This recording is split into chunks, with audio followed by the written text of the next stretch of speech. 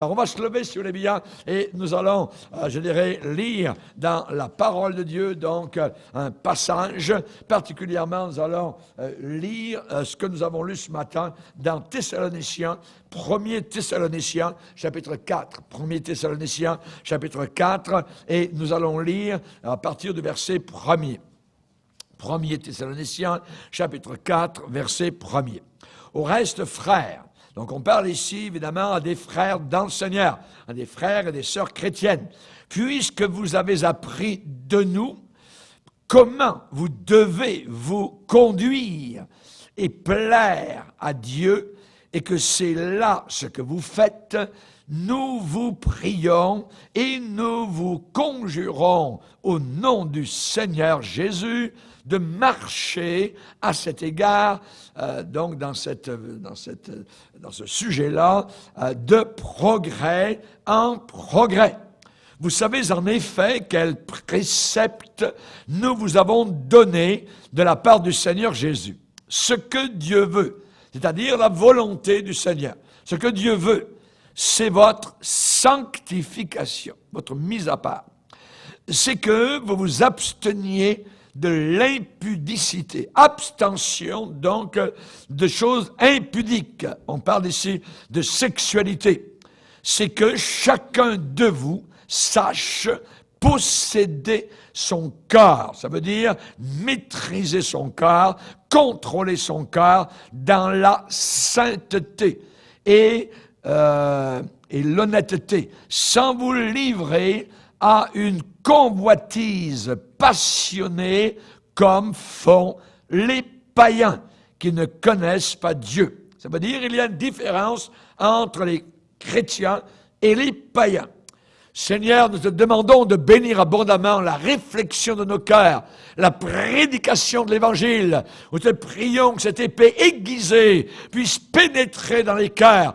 Nous te prions pour ceux qui nous écoutent aux quatre coins de la terre. Nous te demandons de les toucher, de les bénir et de sauver ceux qui ne le sont pas encore, de purifier ceux qui marchent dans l'impureté. Nous te prions ces choses au nom de ton Fils bien-aimé qui est ressuscité des morts, Jésus-Christ, notre seul Sauveur. Amen. Et tout le peuple dit Amen. Amen. Gloire à Dieu. Que Dieu soit béni. On peut s'asseoir, frères et sœurs. Alléluia.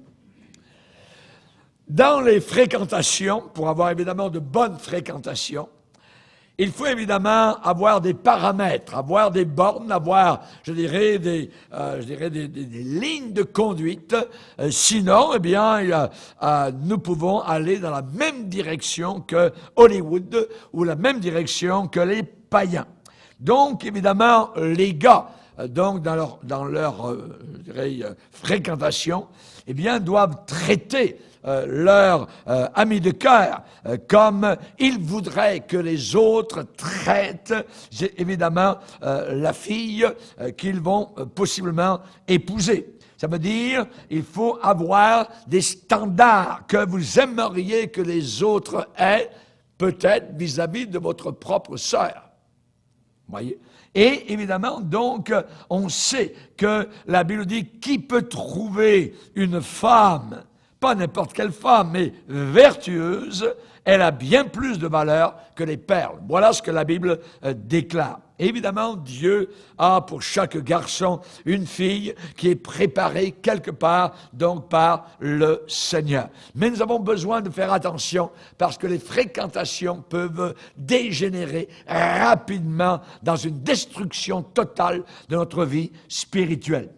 Alors, des fréquentations qui sont bâclées, qui sont gâchées, où l'on ne fait pas du tout attention, eh bien, vont détruire les futurs mariés, vont ruiner des espoirs, des rêves, même des parents, et ensuite peuvent amener la honte et le déshonneur à des familles et parfois même à des communautés. Donc, il faut traiter, évidemment, cet ami de cœur de la même manière, évidemment, que vous voudriez que l'on traite votre propre fille, si vous en avez une dans quelques années. Fais de l'Éternel tes délices et il te donnera ce que ton cœur désire. C'est la clé qui ouvre beaucoup de portes. Fais de Dieu tes délices. Aime Dieu de tout ton cœur. Trouve un plaisir dans la parole de Dieu.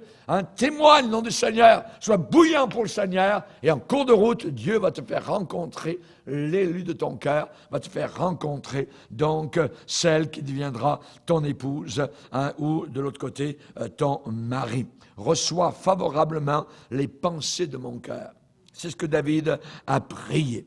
Vous savez, il y a tellement, nous vivons dans un monde tellement sale, tellement impur, voyez, on a cela tout autour de nous, constamment, tous les jours, chaque semaine. Et l'impureté est un péché. Mais au début, l'impureté ne paraît pas du tout laide. Ça ne paraît pas du tout dans ce sens-là. Ça ne paraît pas, comme on dit ici au Québec, laite. Voyez, ça ne paraît pas du tout laid. Au contraire, ça paraît évidemment donc très agréable, très attirant et pas du tout venimeux. Et c'est là évidemment la séduction. Nous avons besoin évidemment de faire attention. On sait que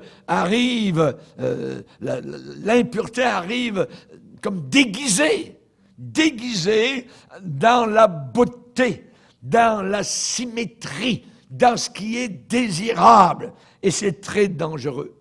Au départ, il semble qu'il n'y a rien de répugnant, rien de repoussant. Au contraire, c'est attirant et très séduisant. Satan est capable d'habiller sa déesse de convoitise comme un ange d'amour. Et c'est là, justement, où nous devons faire très attention. L'apparence.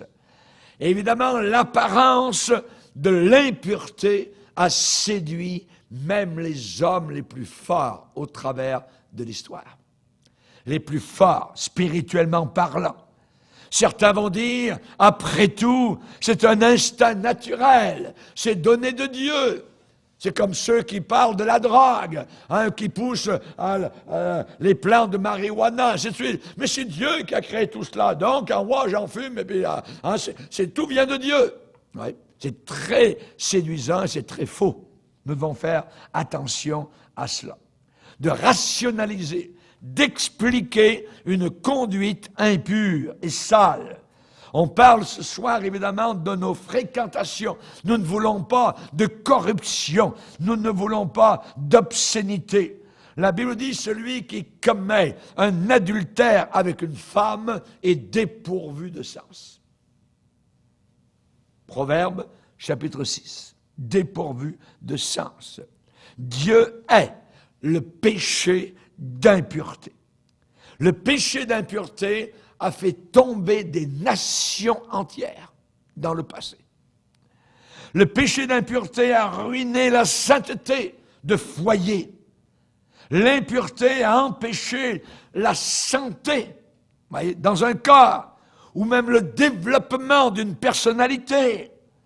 L'impureté, l'impudicité, la sensualité qui est tellement élevée aujourd'hui autour de nous, bien souvent a amené une impotence spirituelle pour des milliers et des milliers de personnes. Ça a rempli les cours de divorce. Et ça a créé des milliers d'enfants sans foyer.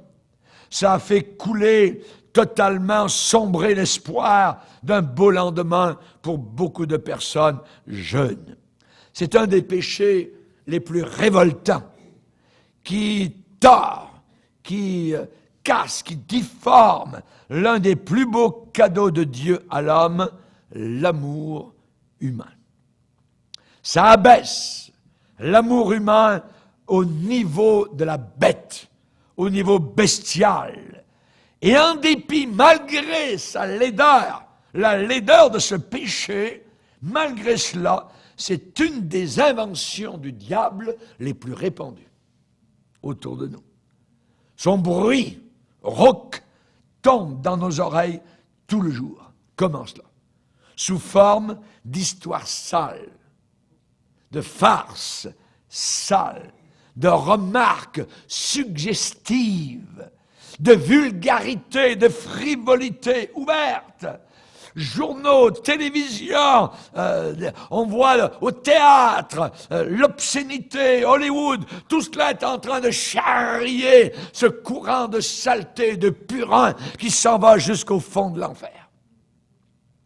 Dans Éphésiens, la parole de Dieu nous dit, pour nous chrétiens, que l'impudicité, au chapitre 5, verset 3, que l'impudicité, qu'aucune espèce d'impureté, et que la cupidité ne soit même pas nommée parmi vous, ainsi qu'il convient des saints, qu'on n'entende ni parole déshonnête, on parle ici de saleté, on parle de faire sale, et ainsi de suite, ni parole déshonnête, ni propos insensés, ni plaisanterie. Et quand la Bible parle de plaisanterie, c'est toujours des plaisanteries sales.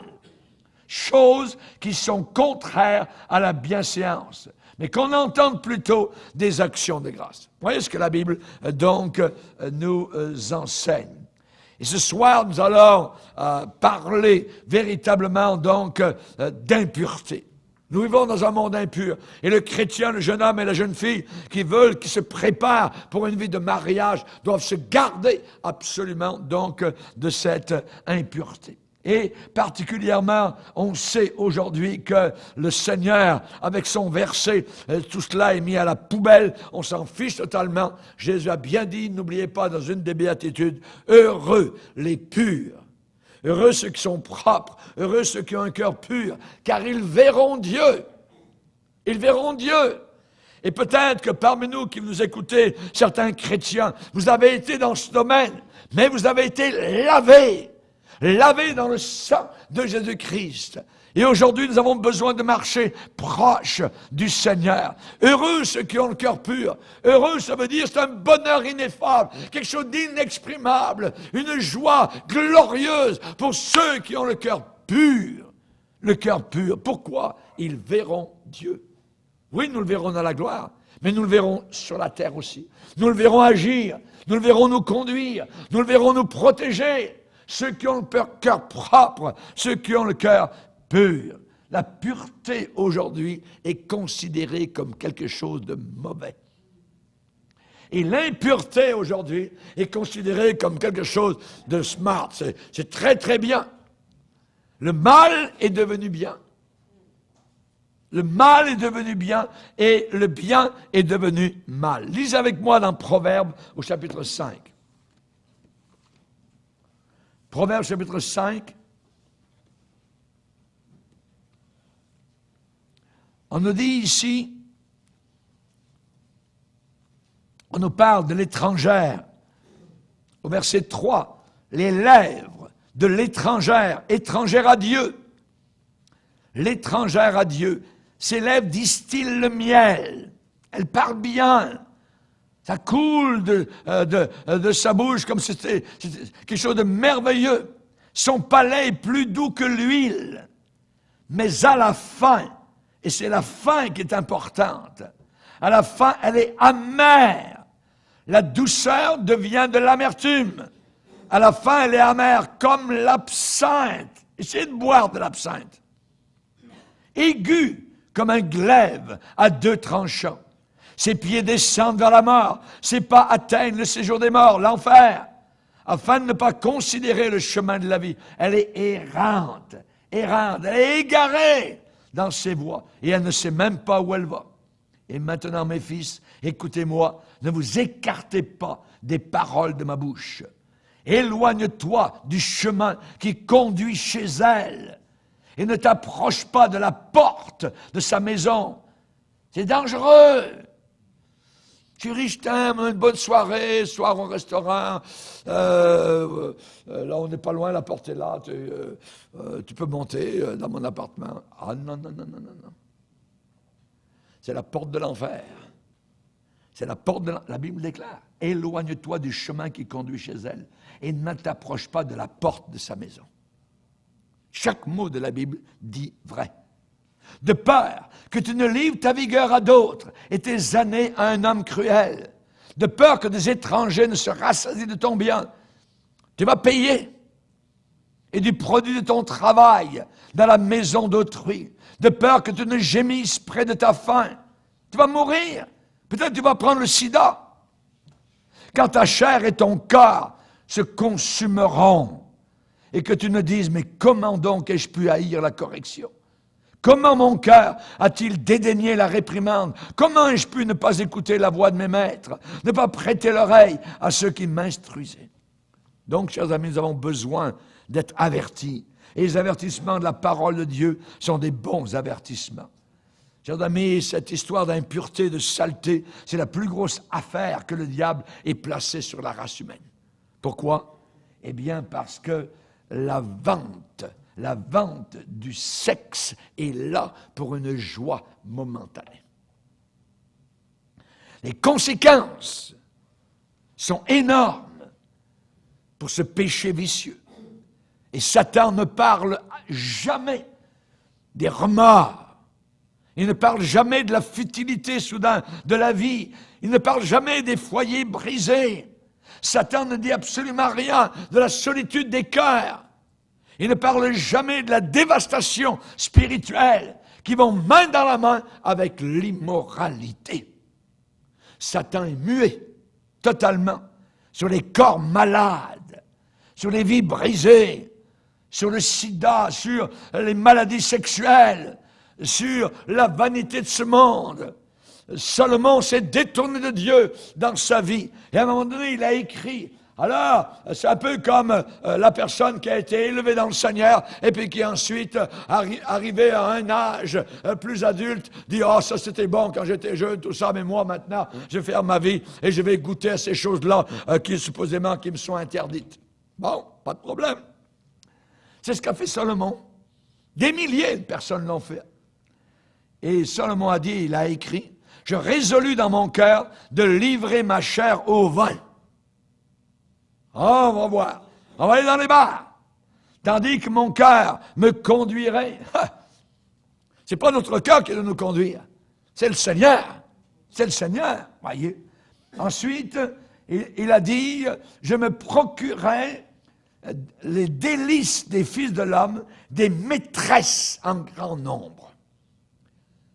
Les blondettes, les brunettes, les noirettes, il y en a eu des centaines autour de lui. Des femmes en grand nombre. Regardez ce qu'il dit. Tout ce que mes yeux avaient désiré, je ne les en ai point privés. Voilà Salomon playboy.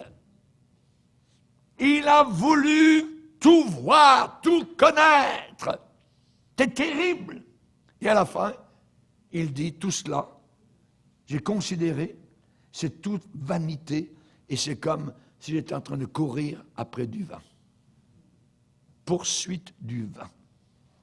Et il n'y a aucun avantage à tirer de tout cela.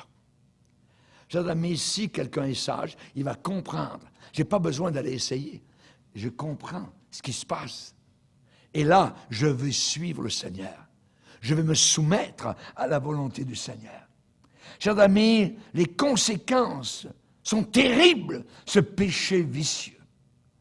Regardez aux showgirls de Londres, voyez, ou de la Nouvelle-Orléans, voyez, leur parade, ou les prostituées, voyez, de Tokyo, de Pigalle à Paris, voyez, on les appelle maintenant les travailleuses. Ah ouais, tiens, les travailleuses du sexe. Ce sont en réalité des prostituées. Et c'est le mot qu'on doit, évidemment, leur donner. Et demandez-leur si ça paye d'être impur. Il y a une publicité qui disait par rapport à ces filles, « Une charogne est en train de vous sourire. » Une charogne est en train de vous sourire. La Bible dit d'une autre manière, celle qui vit dans les plaisirs est morte, quoique vivante. Son corps vit, ses yeux bougent, mais elle est morte à Dieu. Celle qui vit dans les plaisirs. Demandez à la femme qui a été souvent divorcée dont le nom est peut-être continuellement dans les journaux, si de changer de partenaire a changé son cœur et lui a apporté la paix. Allez lui demander. Allez demander à la Samaritaine si elle était heureuse quand Jésus lui a dit « Va chercher ton mari. » J'ai pas de mari.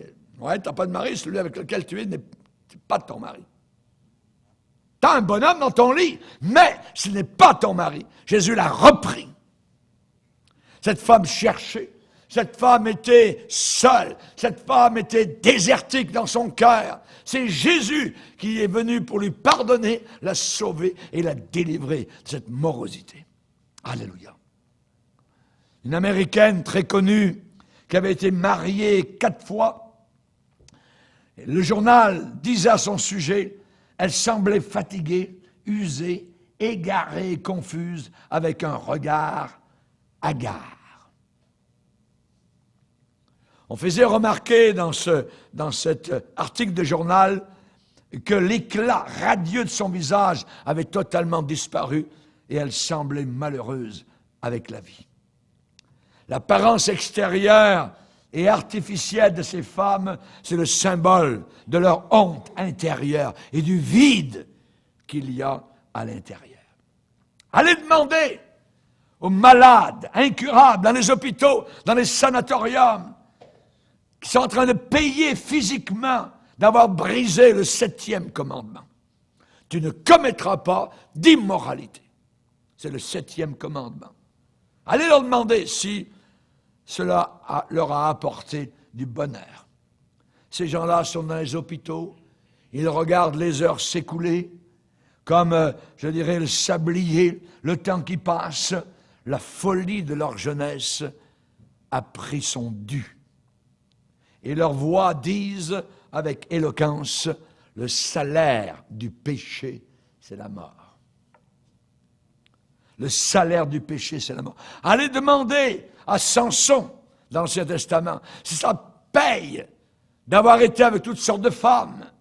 Allez demander à David s'il a été vraiment heureux avec Bathsheba.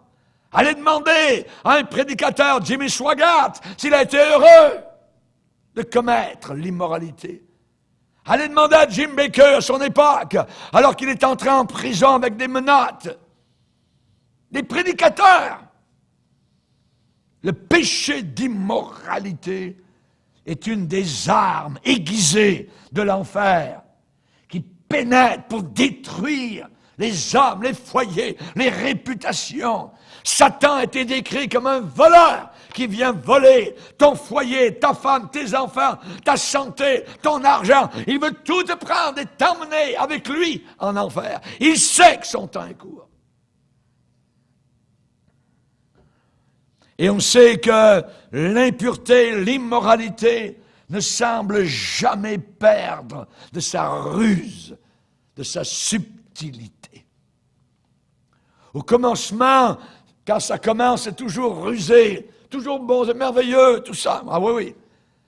Mais sa destructivité est terrible à la fin. Mais à la fin, c'est ce que la Bible dit dans Proverbes, chapitre 5. Mais à la fin, qu'est-ce qui se passe? À la fin, Proverbe 5, il est dit, elle est amère comme l'absinthe. Amère comme l'absinthe. Que d'amertume dans des cœurs aujourd'hui parce qu'ils ont joué sur les plates-bandes du diable. Au début, ça semble merveilleux, ça semble bon, pas de problème, tout ça. Et la Bible dit qu'il y a du plaisir dans le péché. Elle le dit. Mais elle ajoute, pour un temps. Le piège s'ouvre, c'est merveilleux, et au bout d'un certain temps, le piège se referme. Et là, on tombe dans la réalité.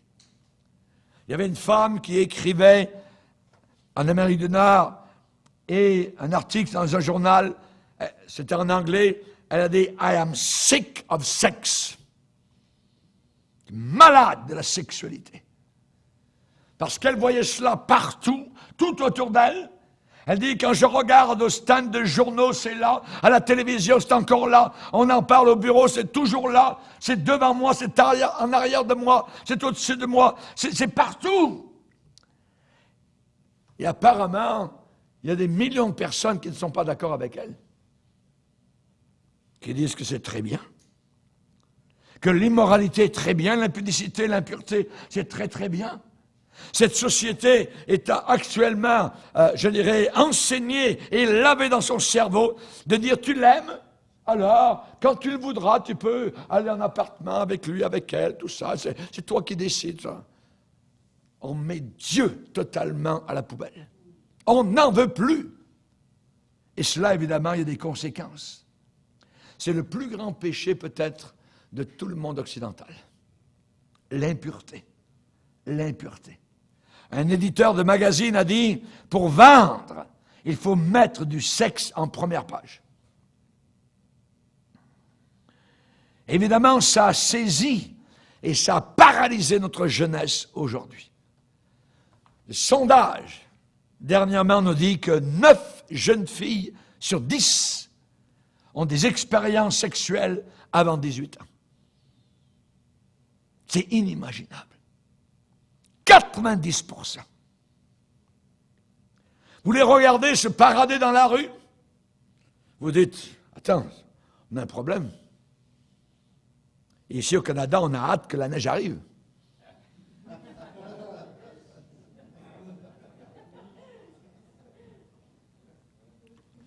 L'enseignement qui est donné aujourd'hui, c'est que la moralité n'est pas absolue, mais relative.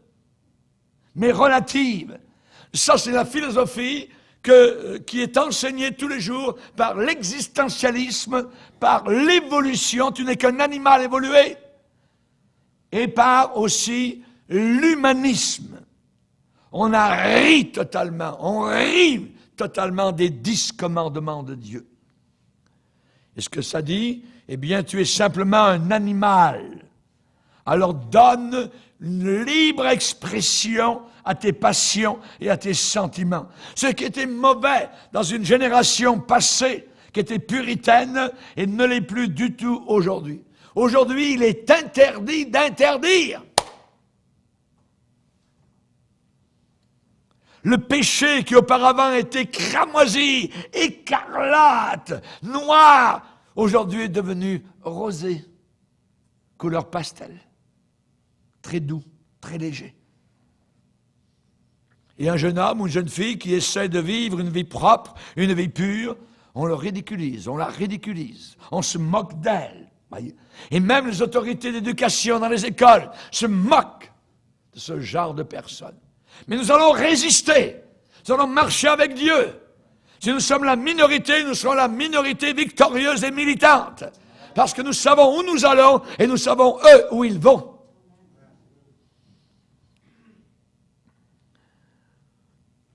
Pas étonnant que notre pays a plongé dans une spirale immorale sans précédent qui menace même la structure de toute notre société. Tout est ébranlé. Le Seigneur l'avait dit. J'aimerais vous dire que le péché d'impureté marque, il y a une marque sur la vie de la personne qui vit dans l'impureté. Vous savez, à l'époque de l'esclavage, un esclave était identifié par les marques de son maître. Parfois, au fer rouge, on le marquait sur son corps pour dire « t'appartiens à tel monsieur, à tel propriétaire ». Et les personnes qui ont été maîtrisées par le péché portent des marques sur eux et sur elles. Les yeux rouges, les joues bouffies, gonflées, la lèvre de l'alcoolique qui pend légèrement. La Bible dit que l'alcool, à la fin, ne le regarde pas quand il est beau, il finit par piquer comme un serpent.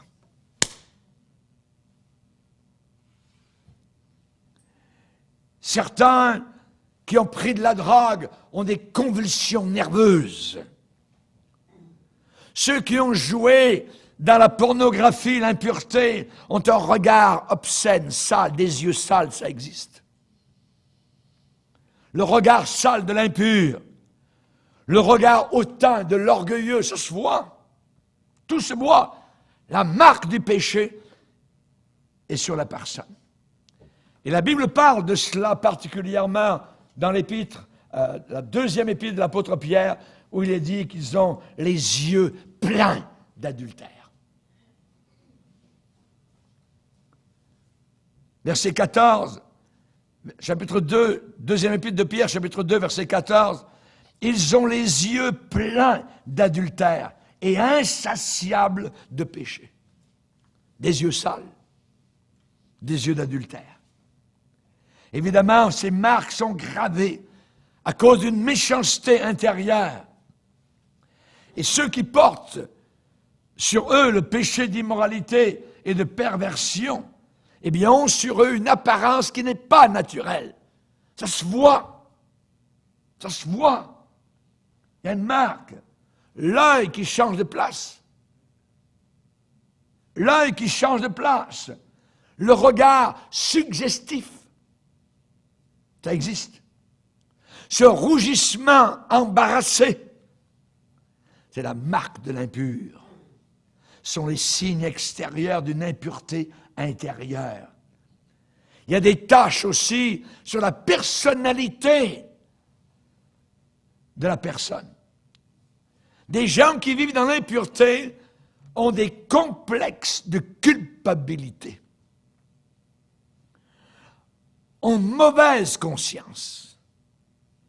Et ces complexes sont forgés dans les feux de la convoitise et de la passion. Le lépreux, dans la Bible, criait « Impur, impur !» Il devait dire ce qu'il était véritablement, lépreux. Chers amis, des pratiques d'impureté peuvent amener des phobies qui alarment même les médecins les plus habiles. L'impureté marque l'âme. La Bible dit les œuvres de la chair sont claires, c'est manifeste, c'est l'impudicité sexuelle, c'est l'impureté, la dissolution, l'adultère, la fornication, tout ce qui est lascif. Ça marque l'âme. Et la Bible dit que le péché d'impureté, c'est le résultat de la séduction du péché. La Bible est claire, tous sont égarés, tous sont pervertis. Pervertis. Il n'en est aucun qui fasse le bien, pas même un seul. Toute la race humaine a été infectée, souillée, salie, gâtée par la maladie du péché. Et la Bible enseigne que tous ceux qui sont coupables, ce péché d'impureté, n'hériteront pas le royaume de Dieu.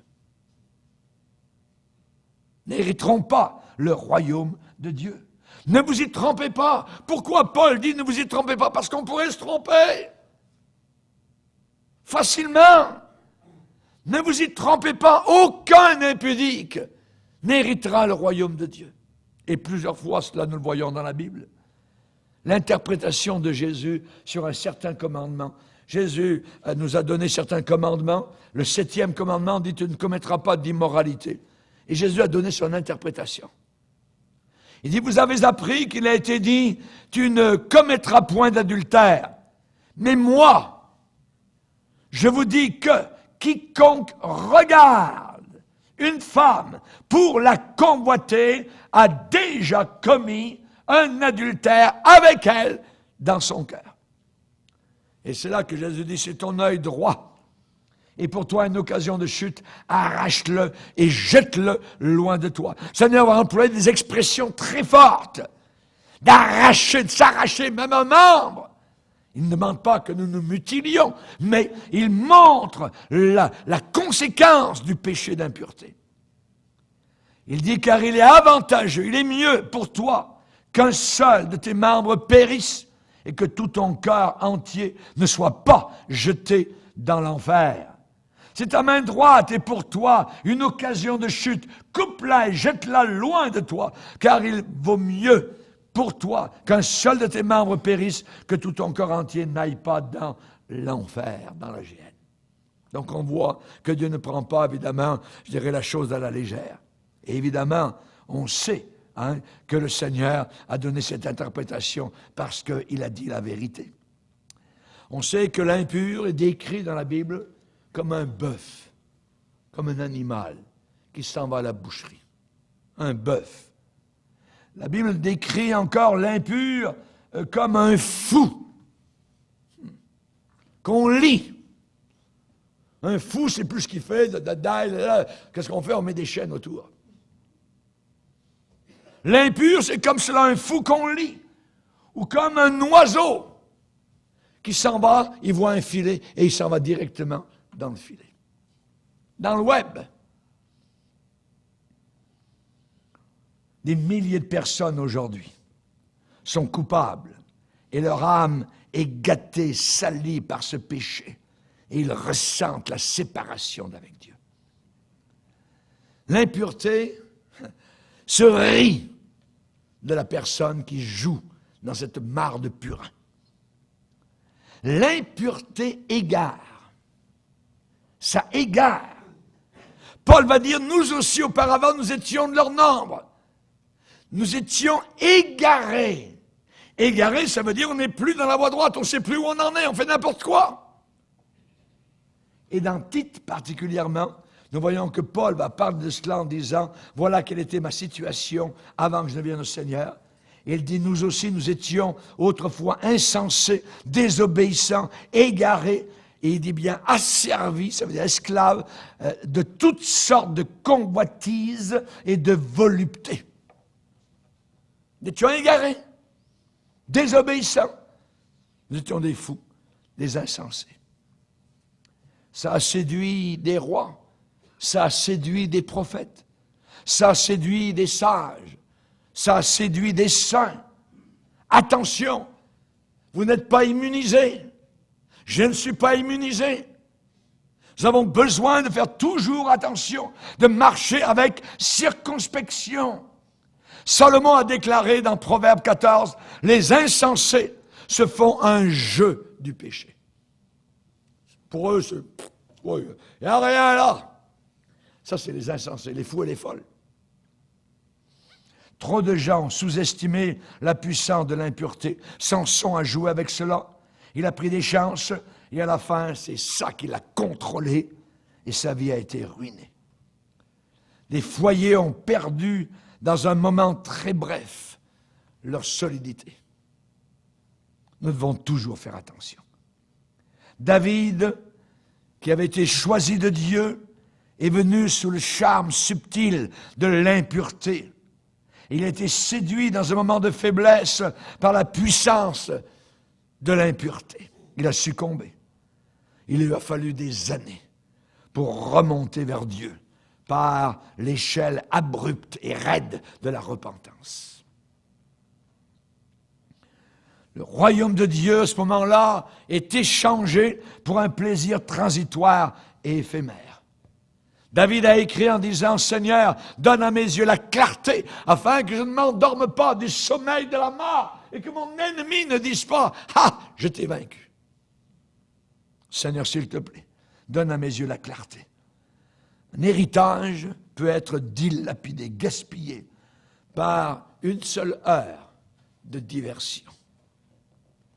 L'impureté se moque, ridiculise ceux qui l'hébergent dans leur cœur, ceux qui l'abritent, ceux qui la cachent.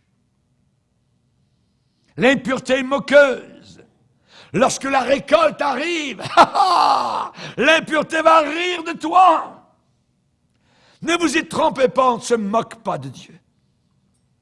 Et quand tout est fini, vous aurez simplement la mine basse du remords, des hommes misérables, hantés par des souvenirs d'années qui ont été perdues, gaspillées dans l'impureté. Dieu veut pardonner, c'est vrai, mais souvent les personnes ne le veulent pas. Ils n'arrivent pas à croire que Dieu peut les pardonner. La grandeur de leur péché a grandi avec les années et ils ont maintenant des fruits de regret, de remords. Ils ont semé pour la chair et ils ont récolté, moissonné de la chair la corruption, la pourriture. Leur impureté se rit d'eux, se moque d'eux, les met en dérision. Et comme tous les autres moyens du diable, que le diable a à sa disposition, eh bien, ça a pris d'eux leur meilleur sans rien donner en retour. Rien. Satan, c'est lui qui dirige la bargaine. C'est lui qui conduit tout cela, le marché. Je vous ai bien dit, le voleur ne vient que pour ça, pour détruire, égorger, détruire. Il vient juste que pour ça. L'impureté, c'est capable de maîtriser quelqu'un. Totalement. Totalement. L'impureté maîtrise. Ne savez-vous pas, quand vous vous livrez à quelqu'un comme esclave, vous êtes esclave de celui à qui vous vous livrez. Pierre a dit, chacun est esclave de ce qui a triomphé de lui.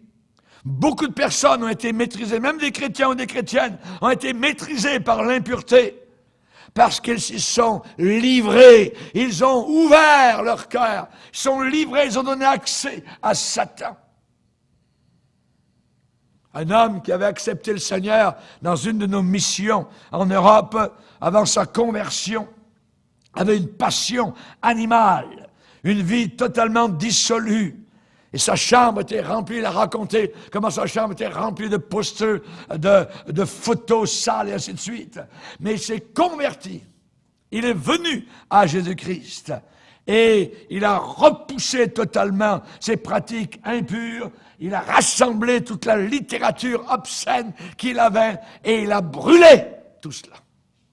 C'est comme cela que l'Évangile a grandi au 1er siècle. À Éphèse, ils ont amené leurs livres et les ont brûlés devant tout le monde. Livres impurs, livres sales, livres d'occultisme, toute l'affaire, ils ont tout brûlé. Si tu caches quelque chose quelque part, brûle, casse, brise. On a eu des réveils dans l'Ancien Testament avec certains rois comme Osias, comme Josias. C'était des jeunes gens qui n'ont pas, je dirais, pris, les choses à la légère. Ils ont pris le taureau par les cornes. Ils ont brisé, ils ont cassé, ils ont nettoyé le temple, ils ont amené cela dans la vallée, une certaine vallée au sud de Jérusalem. Pourquoi? Parce qu'ils voulaient la bénédiction de Dieu. Et si tu veux la bénédiction de Dieu, il faut nettoyer ton cœur, ton âme, tes pensées, tes tiroirs, tes disques, tes films, et ainsi de suite. Il faut être propre pour le Seigneur. La Bible déclare, il n'y aura pas de levain dans aucune maison israélite. Le levain, c'est ce qui, je dirais, fait lever la pâte. C'est la saleté. Si tu sais qu'à un tel endroit, il y a quelque chose de sale, alors prends cette chose, amène-la, casse-la, brise-la, brûle-la, amène-la ici à l'église, t'es pas capable, on va s'en occuper. Alléluia. Gloire à Dieu. Gloire au Seigneur. Alléluia. Quand on était au Maroc avec mon épouse, il y a quelqu'un qui est venu à la dernière réunion que nous avions à Fès. Alors il a amené toutes sortes de trucs qu'il avait, de capes, de toutes sortes de vêtements, tout ça. Et on a brûlé cela dans la maison du pasteur. Ça fait de la boucane noire. Ça se répandait dans le quartier. Peut-être les voisins se sont demandé qu'est-ce qui se passait. Mais on a brûlé tout cela. Merci Seigneur. Quiconque se livre au péché est esclave du péché. Des milliers de personnes sont dans les tenailles de l'impureté, de l'immoralité. Ils ont obéi au péché et le péché est devenu leur maître. Ils s'y sont abandonnés. Ces personnes sont conscientes que ce qu'ils font n'est pas bien, mais ils n'ont pas de puissance par eux-mêmes pour casser la chaîne de leur impureté. Ce péché, maintenant, a perdu totalement, à leurs yeux, ce côté de jouissance.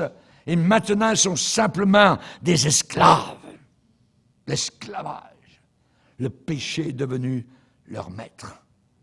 Au début, c'est eux qui avaient le péché. Mais maintenant, c'est le péché qui les a. Jésus chassait les esprits impurs. Chers amis, j'aimerais vous dire qu'il y a de l'espoir Marie-Madeleine a été pardonnée. Rahab, l'ancienne prostituée à Jéricho, est devenue une héroïne de la foi. La Samaritaine, amen, est devenue une femme propre et pure. Alléluia. La femme adultère a été pardonnée par Jésus. Et le Seigneur en a fait une épouse et une mère. Et tous ces gens-là peuvent chanter à l'unisson. Il y a une fontaine remplie de sang, coulant des veines d'Emmanuel. Les pécheurs qui s'y plongent sous ce flot perdent leur tâche coupable. Merci Seigneur. À la croix, c'est là. La Bible dit, faites mourir par l'Esprit les actions du corps. Sois rempli du Saint-Esprit et toutes ces choses vont être expulsées. Plus l'Esprit te remplira, le reste va être expulsé.